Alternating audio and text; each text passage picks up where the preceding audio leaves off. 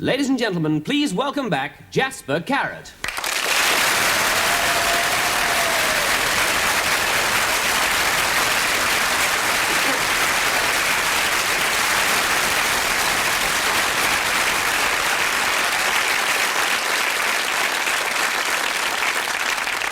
Thank you very much, thank you. I thought I'd start off this week with a request for a song. It's a thing called Chastity Belt.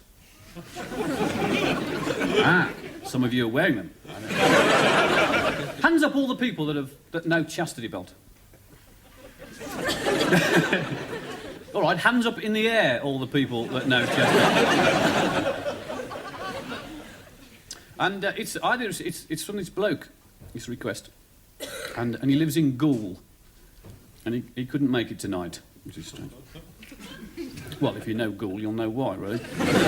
It's a weird place, I tell you. The cafe's closed in the dinner hour. And I wonder if someone who lives in Goule's called a ghoulie. I wonder if there were two of them. All right, cut, yes. What are you, a Mancunian? What are you, a Brummie? What are you, a ghoulie?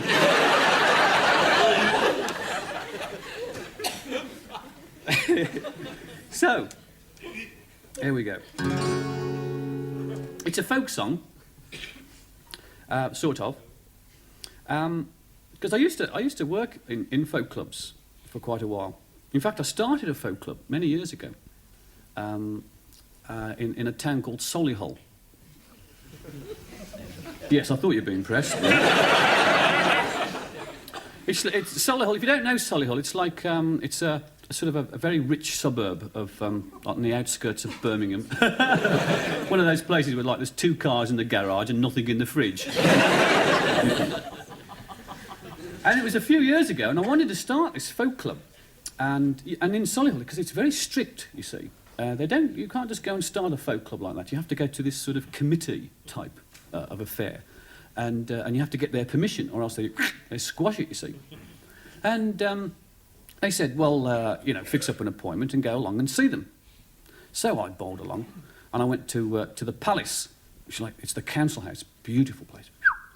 And I went in there, and the commissioner was sort of got all the details down, and he opened this great big door and said, go down to the bottom and they'll see you. And it's this immense room, gigantic, like Wembley Stadium. And they were down there at the bottom. It was like a cafeteria halfway. You can get a cup of tea, just in case. And I got there, and they're all sitting around, and there's about 20 old biddies. Yes. Mm-hmm. And there's one bloke, right? And he's 108 years old, right? And he's dead. Right. He votes by strings, you know. And he said, who are you? And I explained. And they said, what do you want? And I said, well, I'd like to start a folk club in Solihull. And he said, what? A folk club in Solihull? Good heavens, no. Folk club? A folk club, long-haired hippies, sex orgies, drugs, silly people? Good heavens, no. And I thought, what folk club has she been going to? I've never come across it. So no, I said, look, it's folk music, and it's a folk club. It'll be very cultural, and that was the tag word. You see, culture. Oh, they like culture in Solihull. So they said, oh well, if it's cultural, yes, by all means, right. So I started this folk night in Solihull. It was real cultural, and it was in a rugby club. And I called the club the Boggery. True, it's still going today, and it's neither one nor the other, is it really? And and this upset the old biddies in Solihull, and we had a lot of trouble because it was very successful. I mean, the opening night was packed out, and it was like, well, I mean, there's nothing else to do in Solihull, you know. You can watch the smoke from the crematorium or something. And people were packed in there, you see. And of course, when these biddies found out what a folk club was all about, you know, we're up, they try and close it down. They tried to close it down. And we had all these petitions up and people coming round, and the mayoress came, and one night, and she enjoyed herself, really. And I think somebody gave her a bottle of Guinness and she was all right. I think she's a test pilot for Guinness now, I'm not too sure. And we had this, anyway, we were saved. It was getting fairly close to being closed down, but we were saved when someone in Solihull managed to open up a sex supermarket. In Solihull, he must have been a genius. I think he called it a mother care shop or something. And it was an amazing place. How he did it, I'll never know. And I used to wander around there frequently, you know, days on end. And the things you could buy, I couldn't get my hat on with some of the things. I bought this clockwork cucumber, you know. Now you massage your legs with it. Straight, yeah. Knockout for football, lovely. And all my mates were waiting outside, you see, and I was sort of showing them, you know, this clockwork thing. They go, blimey, that's great. And all these biddies were, of course, protesting against this sex thing when they were walking up and down, you know, great big banners. Ban sex! Bring back the cat! Right on, yeah. And so they came up and they said, right, you sign this petition. What's that? I said, it's mine. Give it here, you filthy beast. You, hold on to that, Agnes. You filthy Agnes! You sign our petition, you, against this filthy place. What's your name? Carrot.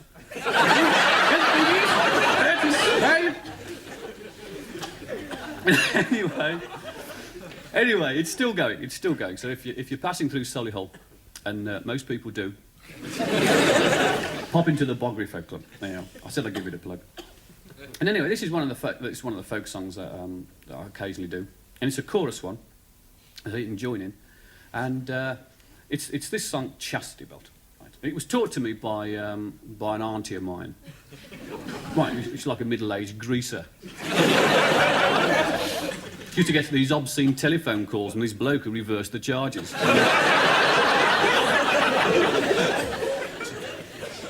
She's really into sort of flagellation, necrophilia and bestiality.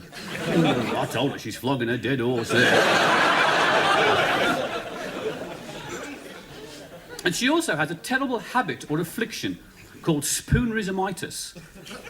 And she's always saying really silly things like chish and fips and poop bolish and shining wit, things like that.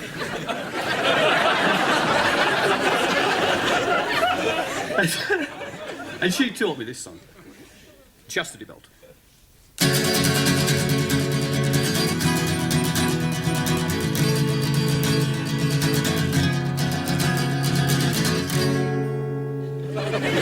Eric Clapton.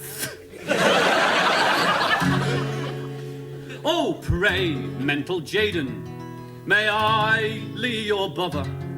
Condemn me no longer to warn or to meep. Struck down what I fought for a heart.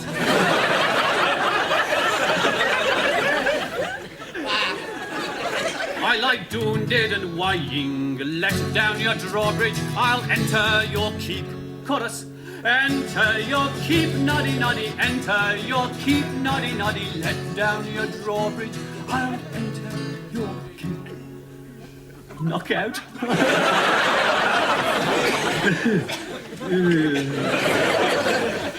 You're singing in Braille, aren't you?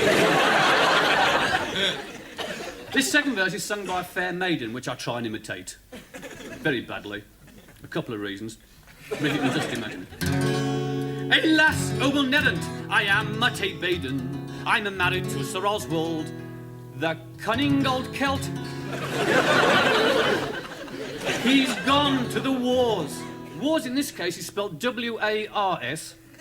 For 12 months or longer, and caken the tea to my bastardy Celt.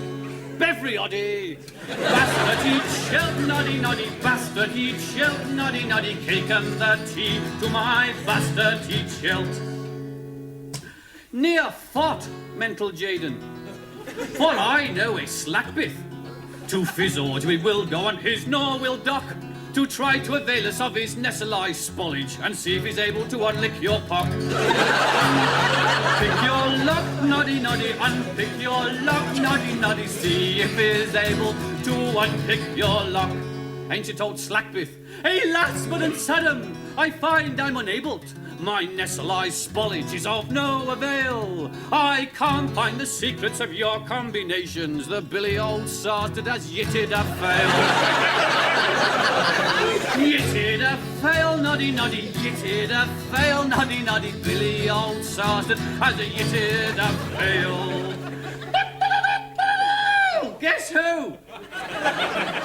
He's whack from the Boers. I'm whack from the Boers. With Nadsus of Sidaster, a medical tiss-up I have to funkai. While Shidnit poswassing the jakes of Strabraltar, I carelessly crap the Sorry, we all make mistakes. There's the Dalek's head climbing off the dustbin.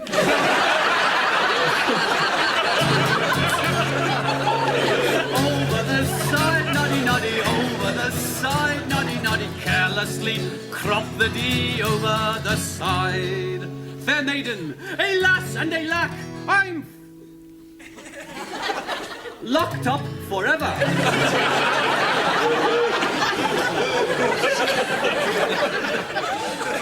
When up stepped a beige boy, said to me, Vituli, if you will allow me to cento your amber, I'll open you up with my cuplicity. Castloris, cuplicity, noddy noddy, cuplicity, noddy noddy, open you up with my cuplicity.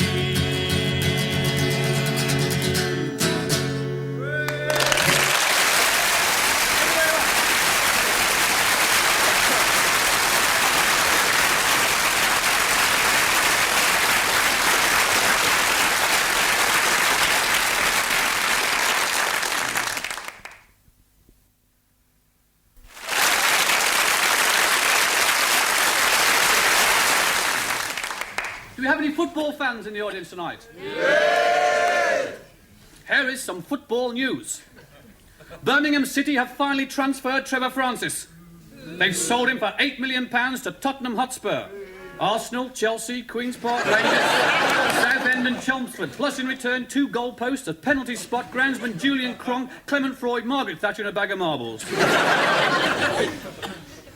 Due to a mix-up in the Football League fixture computer, Wolverhampton Wanderers are in fact at home tomorrow to Liverpool and Arsenal. Wolverhampton Wanderers have offered to play sideways across the park. No change there. While Liverpool are playing with the wind due to a very bad pre-match lunch. And Arsenal will be featuring their star player Malcolm McDonald, the flying forward who has to leave the field every 15 minutes to wipe the dead flies off his glasses. He had a magnificent game for Arsenal on Wednesday, scoring all 16 goals in their 8-all draw with Fulham. And finally, the European Committee for the European Cup have announced a new European competition that features all the winners of the European Cup. Every year, all European teams that have won the European Cup can compete for a new European Cup called the All-European Cup Winners' Winners' Cup. At the same time, the European Committee for the Cup Winners' Cup have announced a similar competition called the All-European Cup Winners' Cup Winners' Cup. There have been European suggestions that these 2 European competitions be combined into one, and to have a European trophy to be called the All-European Cup Winners' Winners' Cup and Cup Winners' Cup Winners' Cup Cup. It is envisaged that eventually there will be a European competition for all the winners of the All-European Cup Winners' Winners' Cup and Cup Winners' Cup Winners' Cup Cup, called the All-European Cup Winners' Winners' Cup and Cup Winners' Cup Winners' Cup Shield.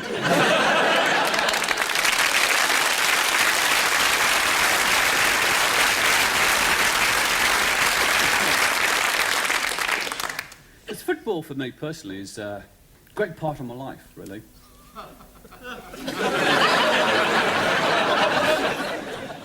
Yeah. And I do actually play the game as well. And I'm a goalie. Not a very good one, I must admit. And this season they put a bell in the ball so I'll know when it's coming.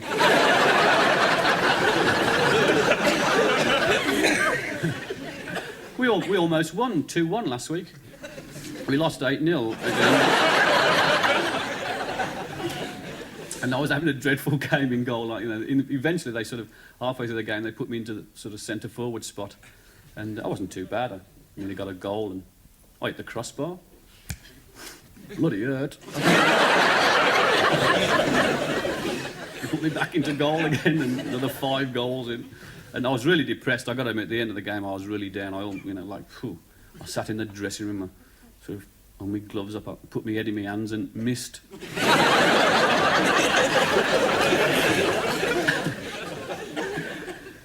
But I think football itself is going through a bad time, really. There's a lot of confusion with sort of players' contracts and things. And, of course, violence is very, very prevalent, isn't it? And I have a theory. I don't think football is responsible for the violence. Now, that's quite a statement, really. I think the violence itself is a malaise of society.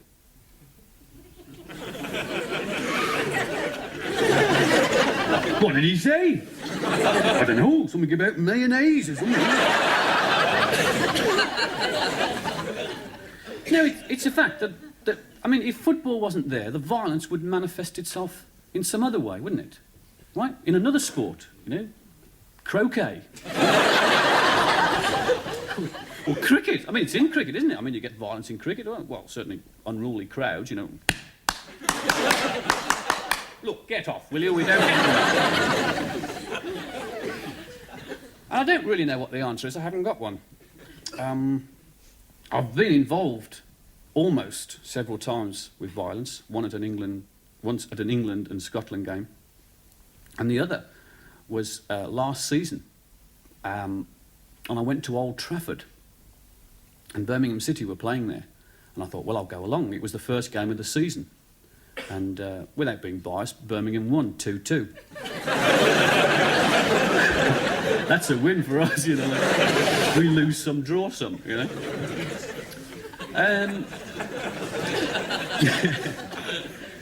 I went along there with a friend of mine, and we bought some tickets at Birmingham's Grand, and we bought the best seats. And I thought, well, it should be all right in the best seats.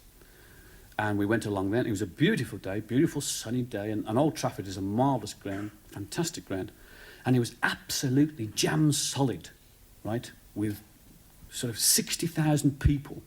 It was so impressive, and like, there was 7,000 people locked outside, you know, and you could just see this great big sea of red and white everywhere, you know. You couldn't see a blue and white scarf for love nor money, you know. Well, there was one, actually, and there was a Birmingham City fan hanging from the end.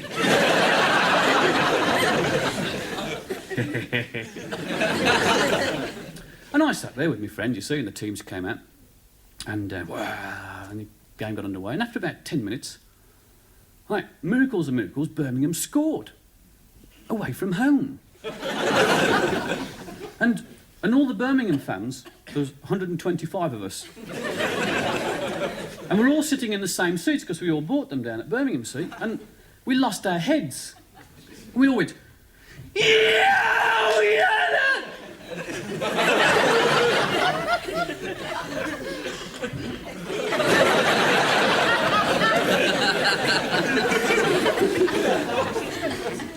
60,000 people staring at you in silence. Of course, and then it started. You're going to get your legs kicked in.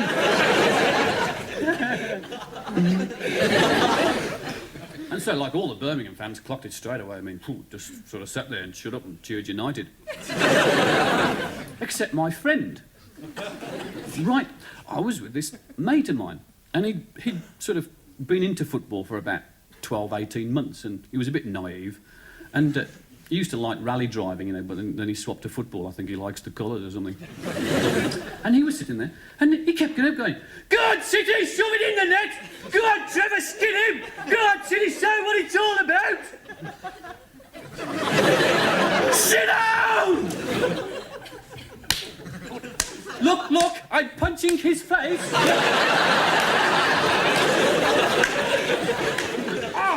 What are you doing? I said, I'm saving your life.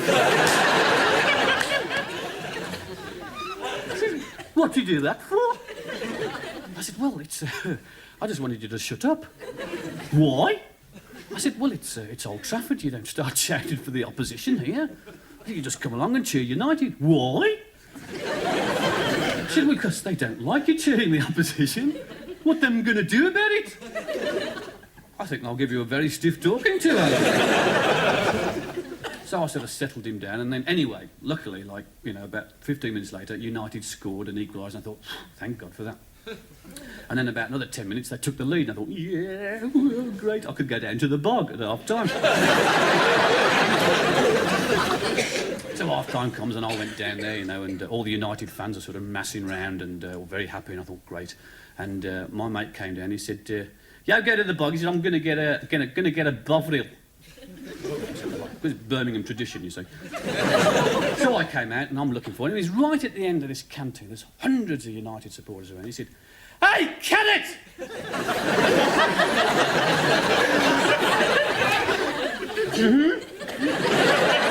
He said, "Carrott," he said, "they haven't got no cow in Bovril."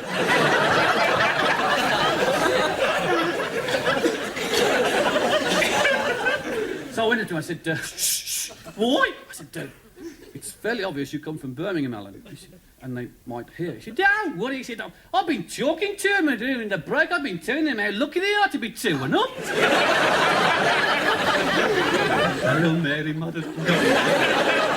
I took it upstairs and I sat in there and I explained the situation, you know. And I thought, we're on dire ground here. Anyway, he settled down.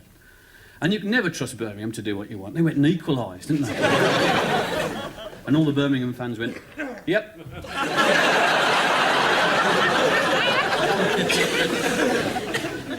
Except my friend. Yoo-hoo! That's the way to do it, City! Yoo-hoo! Come on, the City! Shove it up! Oh, no. And just like by this time, like the Neanderthal men had caught on.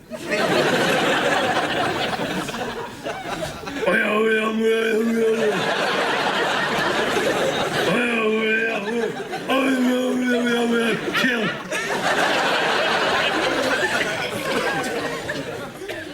And I sussed it straight away. I thought, this is it, you know, curtains here.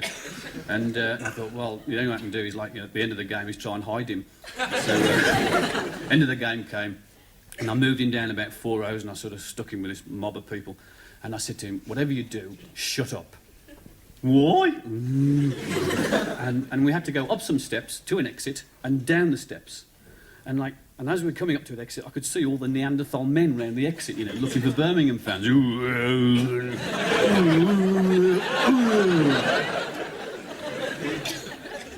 I thought, oh, this is it. And I thought, well, we might get away with it. And I said, shut up, don't say a word. All right.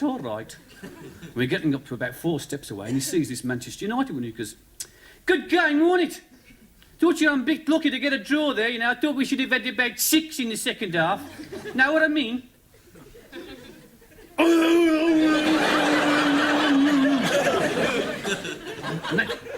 And this one bloke grabbed him by the collar, bunk.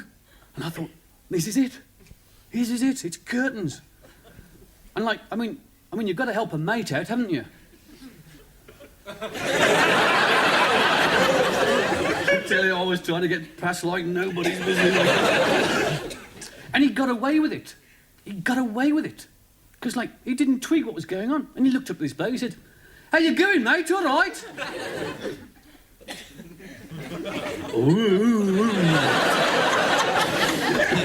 And in that instant, he realised that it was for real, right? And he pulled away, and the whole of the collar came away from his shirt.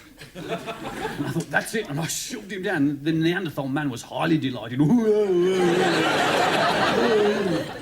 And we were out into the crowd, and I thought, I mean, you're not safe then. And, it was so obvious that we're not United fans, because, we didn't have any red and white on us. And you stand out like a sore thumb, you know, and I was slashing my face to get some blood onto me. Anyway, we lived to see another day, and that has brought us to the end of the show this evening. And all it does is leave me to say thank you for coming, and good night. Good night.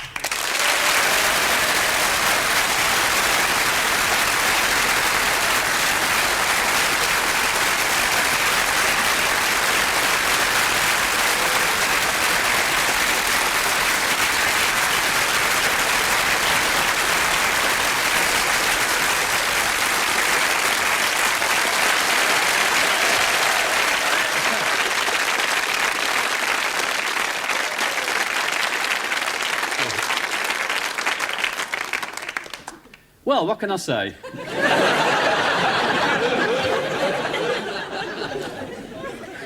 Absolutely nothing.